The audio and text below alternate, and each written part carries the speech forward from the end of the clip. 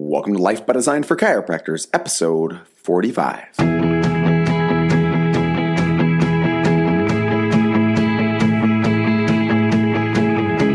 Welcome to Life by Design, the podcast for chiropractors. Here's your host, Dr. Jamie Richards. Welcome to Life by Design, the podcast for chiropractors. I'm your host, Dr. Jamie Richards, and I'm joined today on the show by my good friend, Dr. Mike Gibson. We dig into some of the content that we picked up from the recent survey we sent out, asking you that one question: what's your biggest challenge around selling chiropractic? I don't think you're going to find that the number one answer is that surprising, and that's because it's the number one answer. It happened to be one out of every 4 answers that we got, and we got a big pile of answers. But you will find some of the other answers interesting, to say the least, and we'll give our commentary on those, share with you some of the steps and strategies to help solve the problems, at least give you the framework to solve the problems, and we'll uncover what I think is probably the most exciting thing that we've done in quite a while, and that's the strategy and the framework that we're going to use at our upcoming live event called LifeCon. So enjoy today's episode of Life by Design for Chiropractors, the voice of reason in chiropractic. Mike, welcome to Life by Design for Chiropractors. Thanks, Jamie. Great to be here. Yeah, as always, it's good to have you back on the show, and specifically with a topic like this, something that we are specifically excited about, passionate about, and yet still needed to figure out if this was a topic that we could cover for our upcoming live event, which lent itself well to doing something which I know you've talked about in our previous Life by Design for Chiropractors podcast, and that is a survey. So what we're going to do today, guys, is we're going to dig out some of the survey results. Now, a lot of people know what I'm talking about. You listened to the episodes and you actually responded to the survey that we sent you. So thank you for doing that. We appreciate it. And, what we wanted to figure out was the topic of selling, even though we feel like it is, we don't want to mimic what happens in our practice where we feel like we know what people want to know about, but then we ask them and it actually turns out they want to know about other things. We thought, all right, is this something that is a problem for people? Are they challenged with it? So Mike decided, hey, let's fire off the survey. Mike, this is a good opportunity. Why did we do the survey? What were we hoping to get from it? And, what are we going to do with this information? Yeah, we did do, now that you say that, we did do an episode not too long ago about surveys and how to use them in your practice. So if you haven't listened to that, go back and listen to that one. But yeah, I do think it's one of the more underutilized strategies in practice. And I'm not talking about simply a survey that you would send out that's kind of quality control. What do you think of our service? What do you think about your wait times? What do you think about the office decor? And those are fine.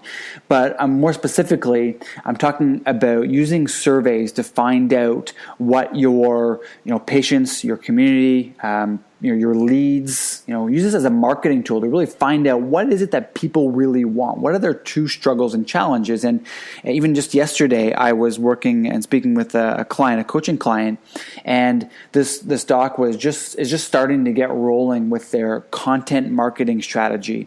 And so what we were doing is trying to start to brainstorm and map out all of their content over the next 6 months. And I had asked him to come up with a list of topics that he thought his market might enjoy. And one of my recommendations to him was, why don't you use a survey? And so more specifically what I said is, listen, create a survey, use 2 or 3, 4 questions. The first questions are what I would call kind of greasing the runway questions, where it's just, what's your sex? How old are you? Some other questions like that are no-brainers, but all of those are just trying to grease the runway to make sure they don't hesitate to answer the last question, which is really the only important one, which is, in this case, what is the number one biggest struggle when it comes to your health?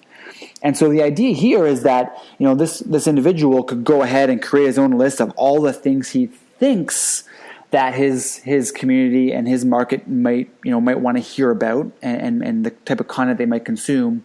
But instead of guessing and assuming, a much more, better strategy would be to actually just ask them. Let's make this easy. Let's just ask them. Let's not spend hours and hours creating content about stuff that people don't care about. Let's ask them. Let's find out what their biggest struggles are, and then let's start to create content about that. And so we really want to take that same principle and apply it here to our upcoming live event, which is LifeCon. And so, Jamie, I know you and I spoke a lot about this, and this is really where we come up with a lot of our content, is just really feedback from working with our coaching clients is, we ask ourselves, hey, Jamie, what are your clients struggling with right now? And sales came up over and over and over again. It's something that we haven't covered in depth anyway to this point. But we didn't want to just assume, what we wanted to do is do a little bit more research. And so this is why we created this survey. We wanted to find out what docs struggle with most when it comes to sales. And if we got no responses, of course, the next step would be to come up with a new idea for LifeCon. Thankfully, that wasn't the case, and we got a ton of responses.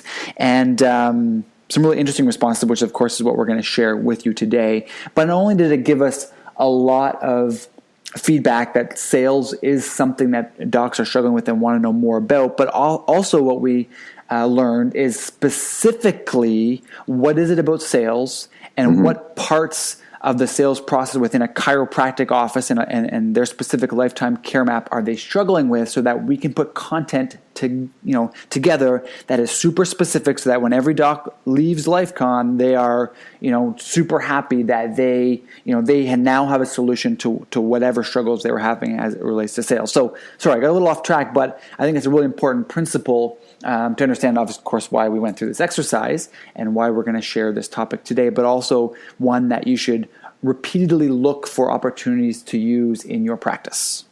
Well, one of the reasons why we did the survey in this area, we had the idea that sales may be a great topic, built on, as we said, from existing clients, and we're seeing this day in and day out in the work that we're doing. But then we also looked at the landscape in terms of what existed for training, for developing the skills in sales. And there was a few things that existed, mostly tied around day one and day two. But when it comes to sales, it's not just about a day one and day two process. It's about getting as many yeses as possible all the way through the process, from your marketing all the way through to when this person, basically, if you're getting yeses, becomes a lifetime practice member and they're with you forever. So what existed in the chiropractic profession was very little in that larger context, especially when you compare that to other large business structures, corporations, successful businesses, where sales training is part of their onboarding system and sales training is part of their ongoing training system. So they have this training culture that's built into their office community or their business community, and that just doesn't exist in the chiropractic profession. And, some of this is going to be covered in the 4 categories, Mike, but, in terms of chiropractic, why do you think this is something that has been glossed over, overlooked, and not something that is really addressed in our profession?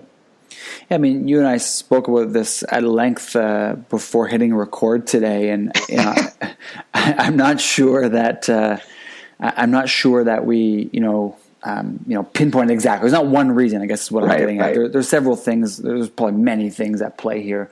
But one of the things that comes to mind, and we've talked about this again at length on several different episodes on the podcast here, is just that, within chiropractic, there's this very strong mentality, service mentality. It's almost like, and we've heard this how many times from the stage. I certainly did, going to Life University, is that, we were called to be chiropractors, and it's our duty to, help as many people as possible through the chiropractic adjustment. And so with that, that doesn't really mesh with sales. A second part of it, I think, is really got to do with, and this is different because I know, you and I were speaking of this, and this type of thought process in the marketplace anyway isn't as prevalent where you are as it is where I am. And just to preface this, I live in Ottawa, for those of you who don't know, is the capital of Canada, which is where obviously all of our government offices are, or most of them.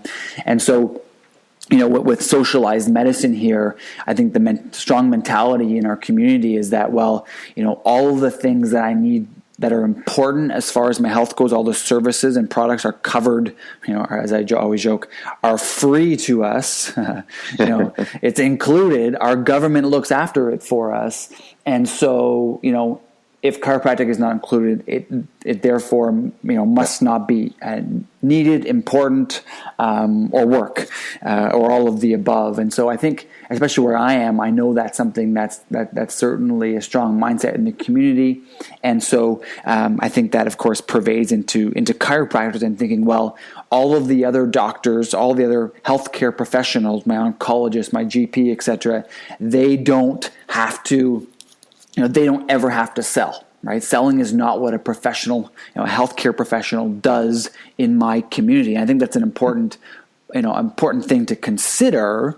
But I also think that it's also something that does stop us from, becoming good salespeople.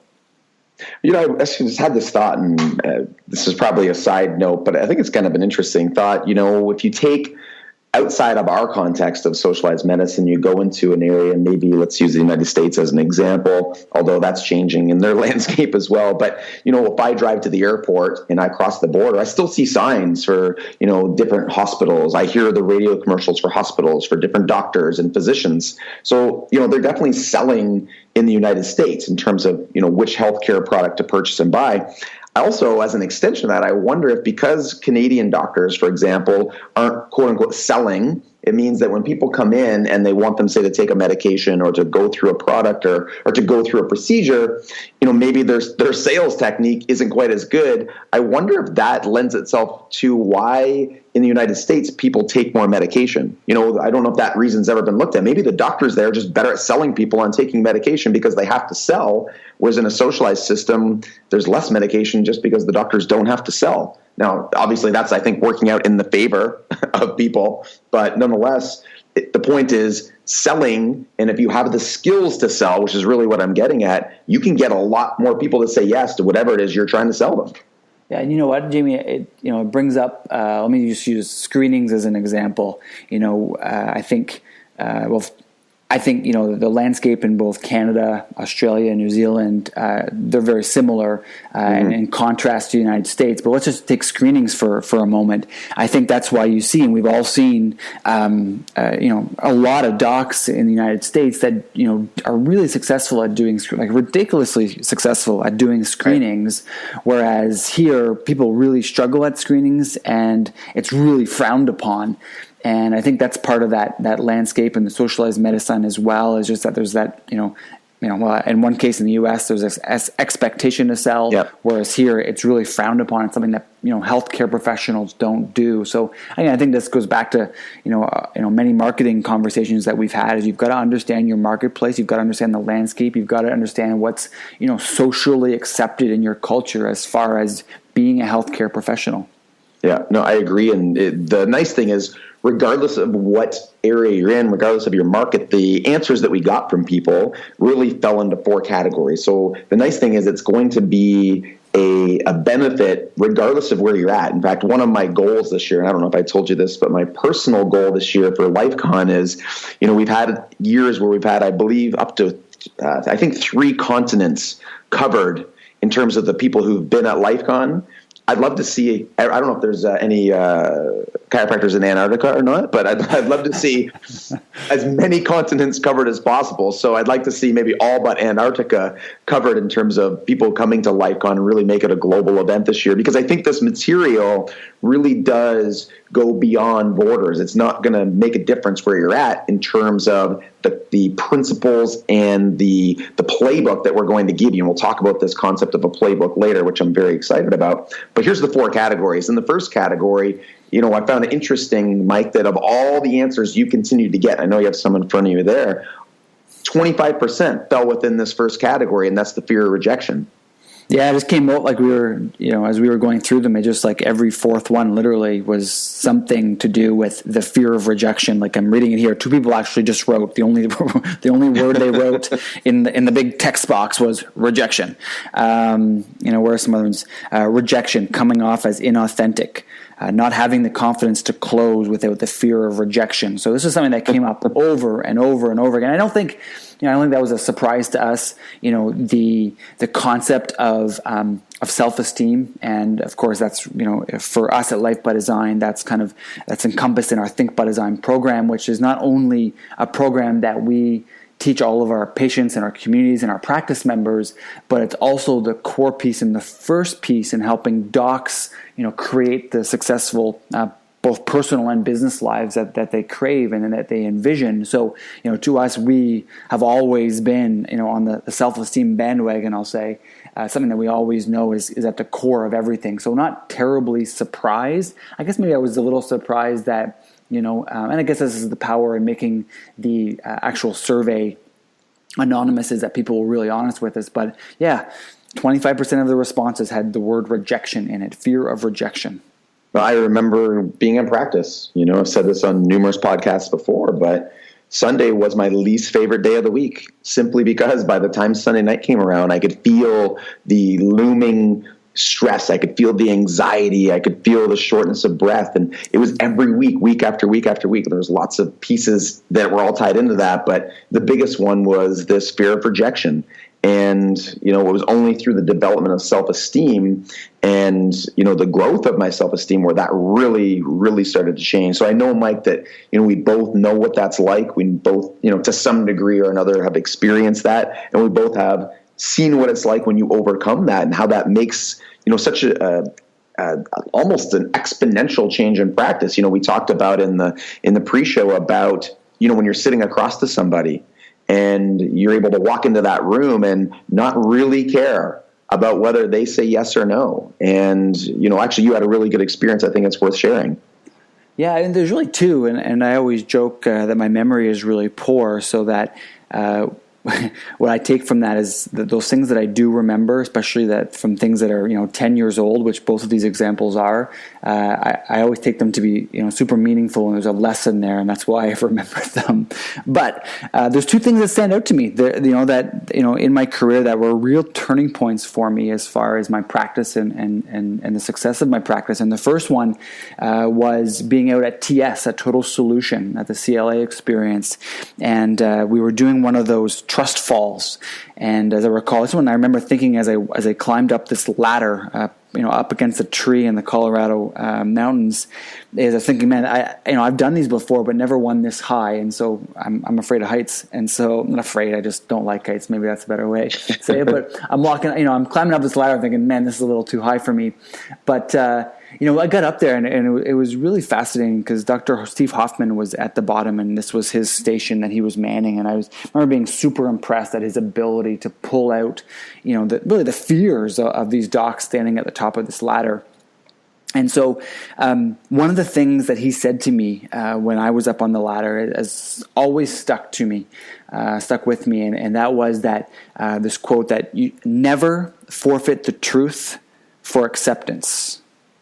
And so it's always stuck with me. And actually, I remember going home, I typed it into my computer, I printed it out, and I pinned it up to the corkboard above my desk. And that was really the beginning of my research into self-esteem. And really, when I discovered Nathaniel Brannon, one of the forefathers of self-esteem, and that was really, just when I became very conscious of it and actually started to put together a plan to actually grow my self-esteem. So that was a really pivotal moment for me. And it was from there that my practice really started to grow. And not long after that, this second event happened. And it was one that was I remember doing a day two. And I remember, realizing after the day two was one that just went perfectly. It just was, it's like hitting the sweet spot, on a drive, at the golf course. It's just like, for those of you who are golfers, like when you do that, it's just like, that was so perfect. And that was that feeling I had after this report. And, when I thought about it, I recognized very quickly why it was so great and why it felt so different and why it went so well. And it was because I, for the first time, didn't give a shit whether the person across from me said yes or no. I didn't care anymore, right? And part of the reason for that was because I had been working consciously on building my self-esteem. So I was more confident in myself and my ability and my abilities as a chiropractor. The second part of it also was because I'd gotten to the point where I was successful enough where I didn't care about the financial aspect to it. Like I didn't need more new people. I didn't need more new people to start care. I didn't need more money. And so, of course, there's two pieces at play here, and I recognize that not everybody listening is at that point in their career where they can say that it doesn't matter whether the person says no, yes or no, because they do have student loans. They're still working, on paying off, business debts from starting their practices, and I get that. But that was a real pivotal moment for me, and things really took off from there as soon as I went into every report just not really caring whether they said yes or no. All I knew was that I was going to go in, I was going to speak my truth. I was confident that what I was selling was something that was in their best interest. It was going to be good for them, and that they would look back and say thank you to me, that I took the time to try and sell them and try and persuade them to start care, because, in the end, it made a massive impact on their health and ultimately their life. Yeah, it's such a big one. We could talk for hours about it, Mike. And it also lends itself well to the second category that we started to see the comments coming back in, which is clinical uncertainty and people just not knowing, what to recommend for people. It's great to have self-esteem, and it's great to, know that you don't care what the outcomes are. But if you go into this, and part of this obviously is self-esteem, which we talked about, I believe is LifeCon 15, talking about what it takes to be certain, and self-esteem is one of the aspects. But the other aspect is, clinical knowledge and having the base of information on, in this case, neurostructural function and subluxation and the analysis and, what the outcomes are and what you're trying to accomplish and what third paradigm chiropractic is. And if you have those pieces, then, you'll be much more apt to be giving people a confident recommendation versus something that's leaving you uncertain. And of course, the most important sale of all is selling yourself. Yeah, you've got to sell yourself first. And again, for all the students listening or any docs that are new in practice, of course, it's one thing to learn about and be told about how chiropractic is so powerful and it does all these things. But I think it also takes some level of experience and a certain number of adjustments and success stories in your practice to really become a true believer, if I can say that, because I think you need to experience it for yourself. It's pretty hard to, open up a practice and recommend, 3 months of care. Sure. When, you've never seen someone for 3 months. You don't, you've heard from other doctors that this is, what you should recommend, but until you've actually done it and had the success for yourself, I think it is hard to really have confidence in the fact that chiropractic can do what all of your, peers and all of your teachers and all of your mentors have been telling you. So part of that is that, but I think, in some of the answers that we were getting here, I think there's also part of it is just there's a knowledge gap that exists where there's some docs that just don't totally understand what's happening, don't understand the ramifications of a subluxation on a scientific level, and they're also not completely certain about what exactly it is that they're doing or trying to do with an adjustment. Yeah. And I think of, stories like we just got a message. We get lots of messages from students and doctors, which is great, by the way. And please feel free to send us as many questions and, comments as you want, either through the Facebook page or go to lifebydesignforchiropractors.com or send them to Mike at lifebydesign.com or me, Jamie, at lifebydesign.com or any of the directors at lifebydesign.com. But, we just got one from Larry, and he's at the New Zealand College of Chiropractic. And I think about, students like Larry who, if they are, he is clearly engaged based on the message that he sent us. My point is he's figuring this out now, right? He's wanting to know, how do I get certain now? So when I go into practice, I have that clinical certainty and I'm able to have these conversations with people. So, that's where it starts. If you're not there, that's okay. If you're already in practice, now is a good time to do that as well. But it is, Mike, nice to see engagement with students who, as the subject line says, looking to hit the full potential. And I really enjoyed that and love that. So nice job, Larry. And I think the other part here is, and this is why we've always been such big advocates, and why we have like the Life by Design training camp, and really why we put out the content that we do is because we believe that in order to be successful in anything in life is that you've got to become a lifetime learner, and you've got to dedicate yourself to training. It's like, pretending that you're a professional athlete. Well, you're a professional chiropractor. And so therefore you need to train like a professional athlete.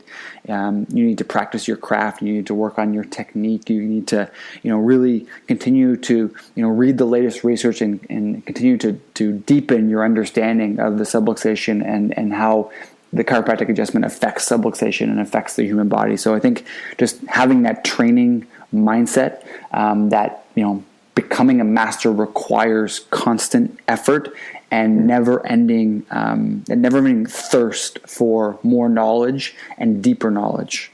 I can't stress enough how important this is and this concept that you're talking about. And it's definitely one of the biggest things that we address in new clients that come on board with Life by Design in any way. We look at things like their work ethic. We look at things like the productivity system that they've set up for themselves.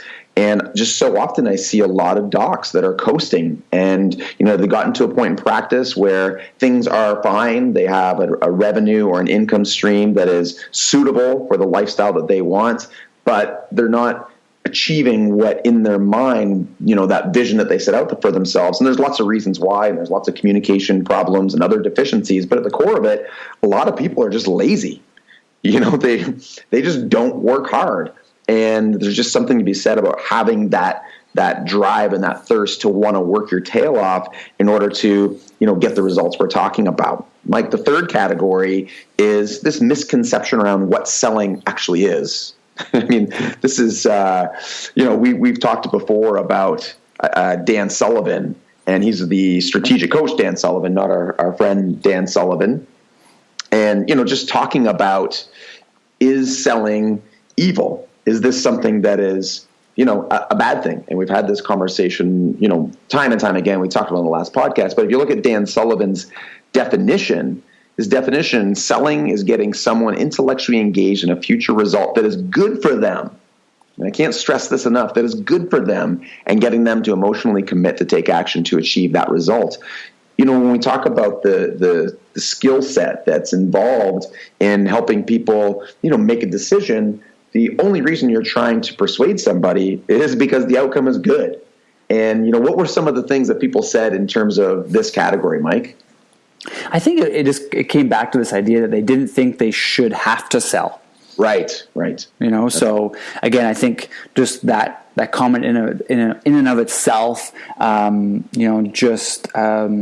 think just shows a lack of understanding of what selling actually is. I mean, really, when you think about it, as a human being, you are required to sell, every day, probably multiple times. When you're trying to, when I'm trying to get my two kids to bed tonight, I've got to sell them on the idea that going to bed is good for them. When I'm giving them, when I'm serving up breakfast and it's something that they don't like, I've got to sell them on the idea that that this food is going to help them to grow strong and healthy. I've got to sell them on that. If you're married, you've already sold, your spouse that you're a good guy. I mean, selling happens all of the time. Almost every time we open our mouths, we're selling somebody. And so I think just understanding that concept should hopefully open our eyes to see that selling is a good thing. I mean, and we were writing some of the content for this weekend, and because selling can have such a negative connotation for so many chiropractors, we kind of reframe the conversation that this event is all about getting people to say yes as often as possible. That's all selling is. It's getting people to say yes. And when you put it in that context, I think hopefully that should melt some of the limiting beliefs that people have about selling, about money, about value exchange. All of those things, again, things we've covered at length in other episodes and in different platforms. But I think just understanding that selling is a part of life, and that we sell each and every day, that should hopefully change people's mindset about what selling actually is. Well, and you're either selling people in your life or in your practice, or who come to your practice. You're either selling them on the outcomes that are going to be good for them, or somebody else is going to be selling them on a different outcome. And, if you have first sold yourself and you believe fully and have a certainty both clinically and, in every way that this is what is good for them and best for them, then if you're not selling them, somebody else is going to be selling them.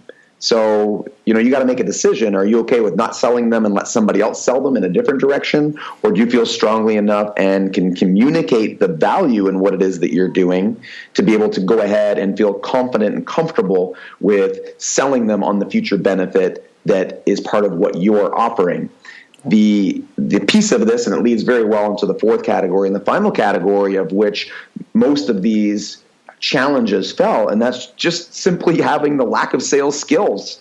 right? I mean, you could go through all this and have great self-esteem. You could be extremely certain clinically about what it is that you're offering. You could even have a very clear idea that I need to sell this future benefit. I know that this is what's best for them, but then you're missing the how-to, right? You're missing the skills, the sales skills. You don't have the ability to persuade somebody. You don't have the communication. You don't have, all the tactics and the strategies in order to do that. And, without that piece, it's a massive missing link, and it's a huge gap. Well, I think the other part of that is that because we have this idea of, I remember, I think it was at our first LifeCon. I remember one of my presentations, I had this slide of this like real sleazy, greasy car salesman, and I put it up, and I was having this conversation about sales, and I think that's part of the problem, right? Is that people are lacking the sales strategies, the sales skills. And so they're not really sure, what effective, professional, appropriate sales strategies or sales, more specifically communication strategies exist out there. And all they can see in their mindset is the hard sell, the greasy car salesman who's just trying to pull a fast one on you. That's all they can see in their mindset because they're just not aware of, the very ethical, the very positive, sales strategies that are going to put you actually in a good light. And all they can picture is all these just negative, negative things that they think about sales. And ultimately, like I said, this image of the sleazy car salesman, that's all they can think about. They can't get past that. So it's this missing link. The gap exists. They just don't have the skills and strategies. They just don't know what they are. So there's this big, massive gap there. So, Mike, this lends itself well to wrapping up this conversation and talking about, how we're going to take this content and turn it into something that is going to leave our docs and their staff and their teams really excited about the content itself and then what to do with it in order to get the benefit that they're looking to get. So, we'll put a link in here, guys. You can go to bestlifeconever.com, but we'll also put a link in here in the show notes, which will be at lifebydesignforchiropractors.com/podcast. And you can find the registration page for LifeCon. The early bird is going up as soon as you listen to this podcast. It'll be up till July 15th. This is kind of like Christmas for me.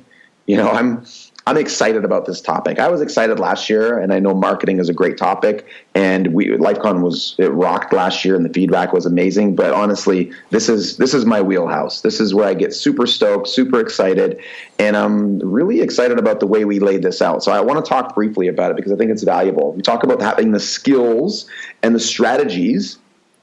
What we don't want to give you, which we don't actually give you at Life by Design, at least not in the traditional sense, I don't care to give you a script. So you need skills and strategies, which you don't necessarily need as a script. You need a framework. You need a playbook. And I think about it in terms of, we were chatting about this when we developed the content and came up with this idea. I'm a Tom Brady fan. Now, love me or hate me, but he's my guy. And, I love Brady. And what always fascinates me about Brady and other good quarterbacks as well. Drew Brees I'm a big fan of Brees. And, they run the offense essentially, at the line of scrimmage, and they're watching what's happening, and they may have a set play, but they're responding and they're adapting, and they got the wrist, they got all their plays on their wrist, and they look down, and they're making audibles, and they're making changes, and so the defense makes a change, and then the quarterback makes a change to accommodate that. This is exactly what needs to happen. If you have a script when you're going through, and now we'll use day 1, day 2 as an example, but again, these yeses come all the way through. If you're just using scripts and somebody throws a blitz at you, you have no idea how to adapt, and you run directly into the blitz, that play is going to blow up. You're going to be unsuccessful. You need to be able to see that in advance and adapt. You need to be able to do it in a split second. You were talking, Mike, about the computer. You type into a search engine, chiropractic, and the computer kicks out, I don't know how many million, web pages for us to look at, ranking them as the highest to lowest. That's the ability that you need to have as a leader, as a salesperson who's guiding people to this future result. So, you need to be able to develop a playbook. So when somebody says A, you have a series of options that you can go down, and then learning to train on those. And so that's how we've designed LifeCon this year. It's going to be built into 3 parts. The first part is really going to be about principles of sales. And I think, again, something that's completely overlooked. It's a foundational component, and and we're going to be uncovering things that you probably have never even thought about that are holding you back. It's not about just getting the playbook. It's about knowing the why behind the what. It's about understanding these principles. Then we're going to take time and we're going to break down the playbook, and we're going to map out a pile of strategies that will work in different situations. And then we'll talk about those situations and scenarios.